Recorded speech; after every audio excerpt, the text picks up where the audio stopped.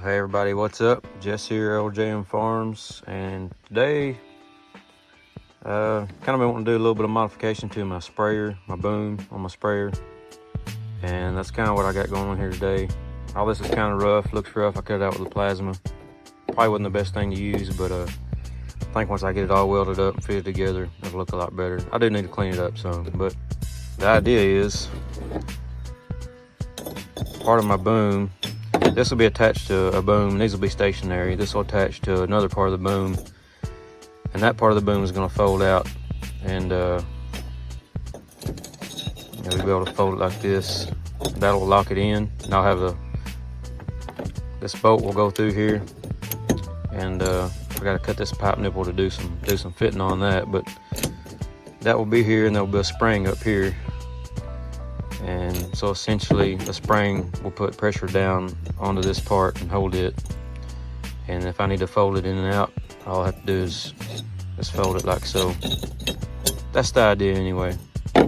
And this is just two pieces put together, a piece of flat and then another piece of angle. It's a little bit bigger than those. So yeah, just have to see how this works out. I think if I get this all cleaned up, it'll be pretty good. Definitely not perfect, but I think it'll work for what I'm wanting to do.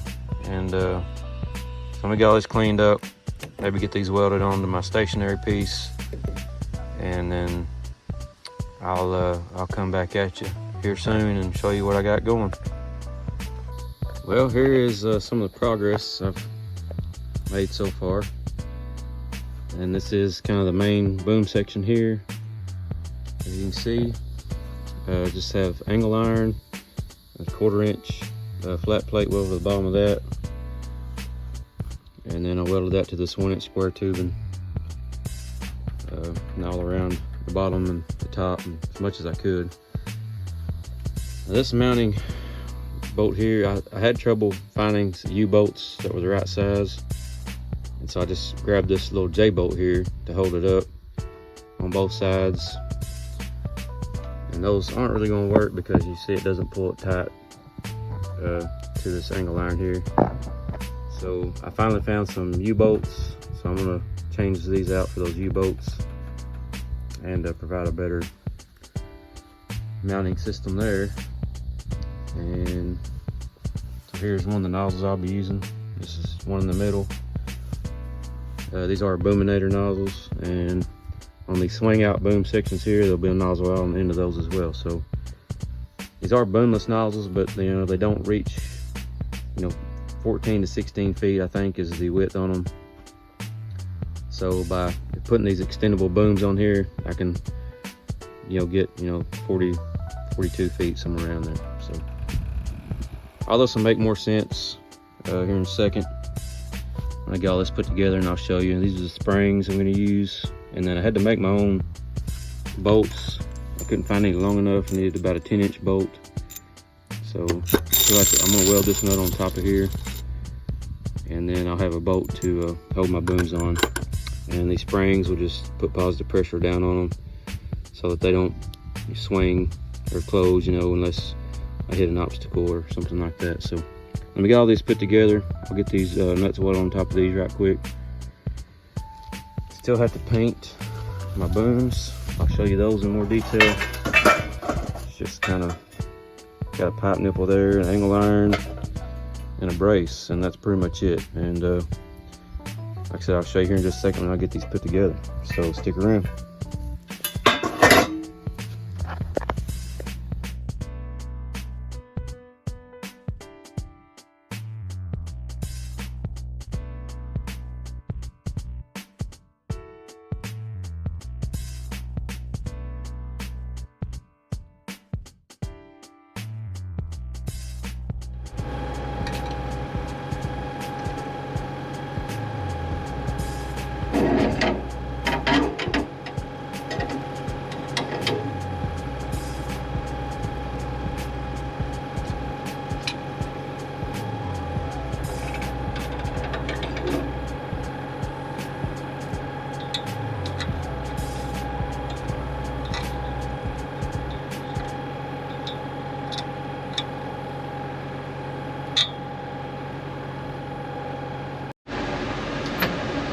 we're back, and I think I have the sprayer pretty much 100% now.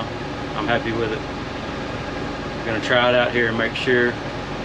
I did use it after putting the booms on, but I suspected that I might have an issue there, and in fact I did, and I'll show you guys that later on. But I've made another modification to it and added some galvanized wire to support the ends, and so I think we're going to be good now. So we're going to try it out, and it's September 23rd. It's really a little bit too late to be putting out any fertilizer, but we've been in the drought and it's actually greened up a little bit. It was pretty brown, and I have some liquid fertilizer from last year that I need to use up, so I'm going to go ahead and put it out. And this is going to be kind of a trial run now. Our 6 to 10 day and even past that temperature forecast shows to be above average, so all of October should be above average. So even though we're having cooler nights, I should get some grass growth out of this foliar fertilizer, which is Texas Pasture Plus. So I may make this kind of a 2 separate videos here. It's going to be the end of the sprayer modification video, but this is going to be the beginning of testing the Texas Pasture Plus. Now I'm not doing it for hay. This is just to kind of give the grass a boost coming out of this drought and going into fall. Hopefully get some growth and get the cow something good and nutritious to graze on. So let's get started.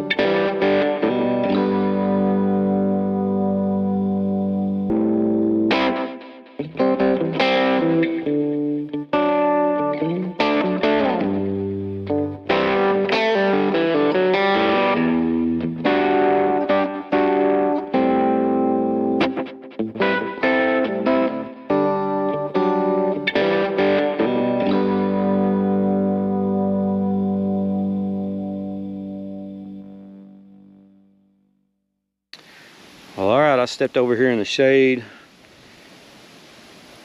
and so far I'm happy with it. It worked out pretty good. Definitely prefer this to the one single Boomless nozzle in the middle. So let me go over this real fast, what I got here. Nothing fancy up front, just the typical roller pump, and going through, I think it's a T-jet style valve, and then, you know, the regulator set up.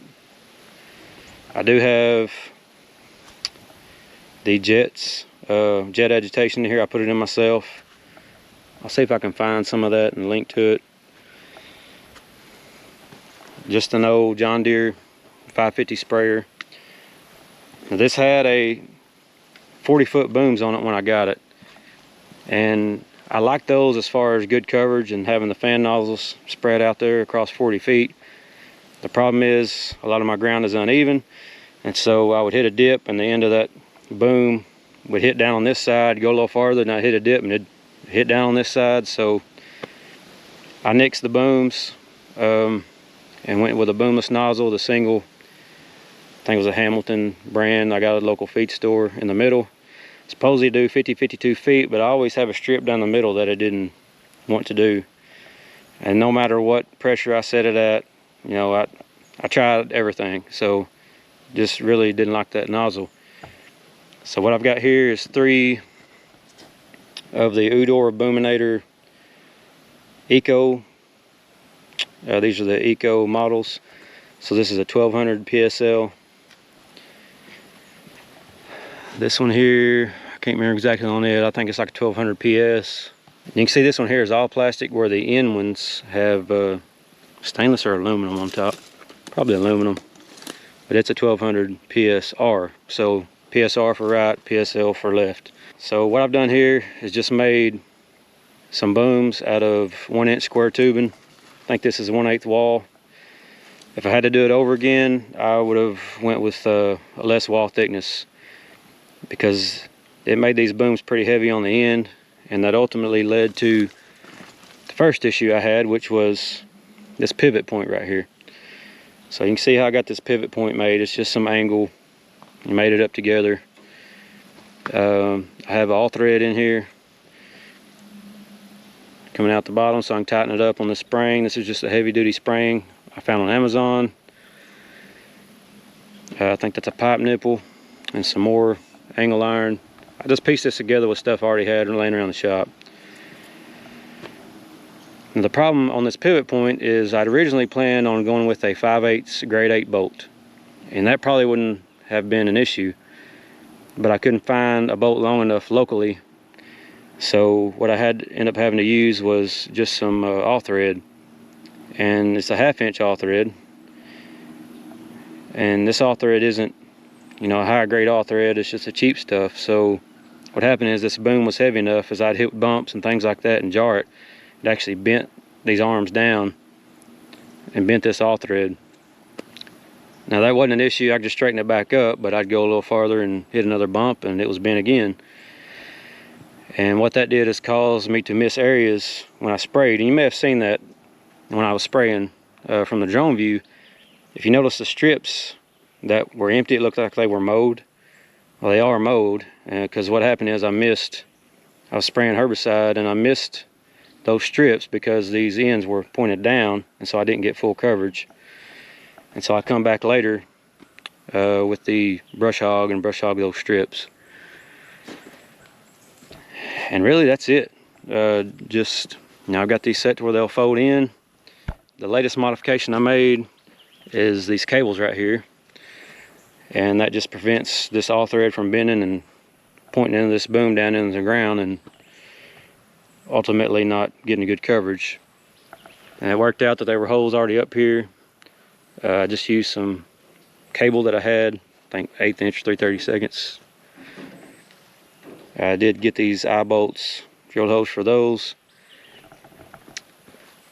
I used turnbuckles because that's something I already had, but you know, I may do these a little more permanent, but the pivot point really isn't set up so that I can fold these back. I had to take it off up there, then fold the arms in, which is not a big deal. But this one did pop out on me a few times, so I may look at doing like a carabiner or something up here. I don't know, something just to hold it, keep it from popping out like that.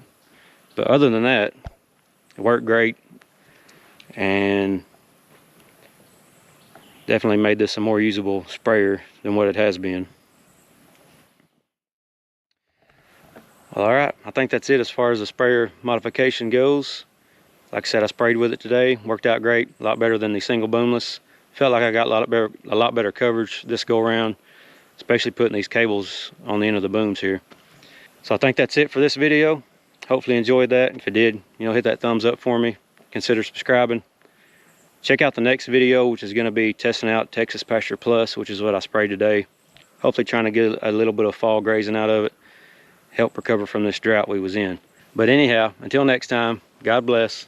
We'll see you on the next one.